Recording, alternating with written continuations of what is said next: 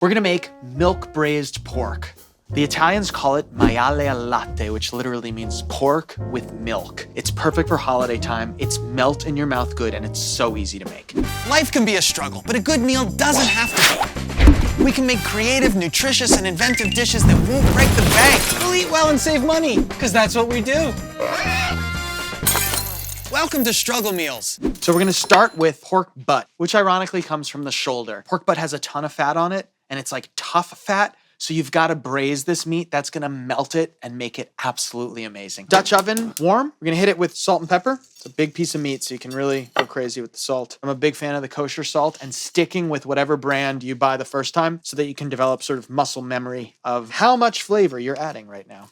We're gonna sear the meat. High smoke point oil, and we're gonna come right in with our meat. Looking for gorgeous brown color. Gorgeous brown color means the sugars in the pork butt are starting to caramelize. It's gonna give us flavor, and we can only do that now, so we have to do it now, so be patient. Let's get some aromatics to put in our braising liquid. Get 3 big lemon strips here. Be really good cutting through the fat. Take the head of garlic and just cut it in half. We need herbs from the herb garden that are gonna complement these rich flavors. The flavors of the deep dark forest. Sage and thyme. Woody herbs, they're gonna hold up to the pork real nice. Let's add a little spiciness to the packet drawer. Crushed red pepper flakes. These are gonna be so good with that lemon and garlic. Let's check on our pork. Beautiful. Sear all the sides. Let's start throwing everything in. We've got our garlic heads, 2, our lemon peels, our sage, the thyme, our red pepper flakes, milk, our braising liquid. So the pork is gonna braise in the milk. There's lactic acid in the milk, and that's gonna make it extra tender. When the milk boils, the fat and the water in the milk are gonna separate, and they're gonna make cheese curds, and they're gonna be delicious. Once this comes to a simmer on high heat, turn off the heat, put on a really tight-fitting hat. This is gonna go in the oven for about 3 hours at 325 or until it's fork tender.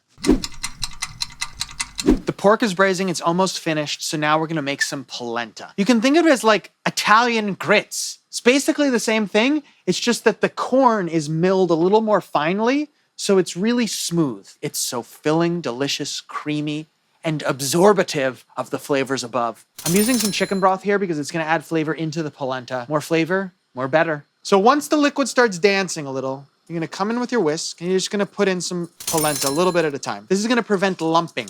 If you dump it all at once, lumpy polenta, no good. There's so much liquid to cornmeal ratio that you'd think this is gonna be a soup, but it will not be. Cornmeal absorbs a ton of liquid. So we're looking for something that's gonna ooze out on a plate. Right now, we're a little bit clumpy, right? So we've got to adjust the ratio by adding a little more liquid. If you're stirring with a wooden spoon and it's incredibly hard, you should definitely add some liquid. If you dip that wooden spoon and pull it up and out, and it's all clumpy, and it isn't like velvety looking, then you need more liquid. Hit it with a little bit of salt, nice and creamy. We're gonna turn this to low. I'm gonna let this simmer so the corn cooks completely through. I'm keeping an eye on it. I'm stirring it occasionally. 30 minutes. Half an hour in, can give our polenta a try. Nice and smooth. Let's add some flavors to it. We'll kill the heat. We'll come in with some butter. We're gonna come in with some cream. If you've ever made a risotto, it's the same process. We wanna put our dairy at the end with the heat off to help sort of lock in this final texture that we're looking for. Parmigiano Reggiano, the king of cheeses.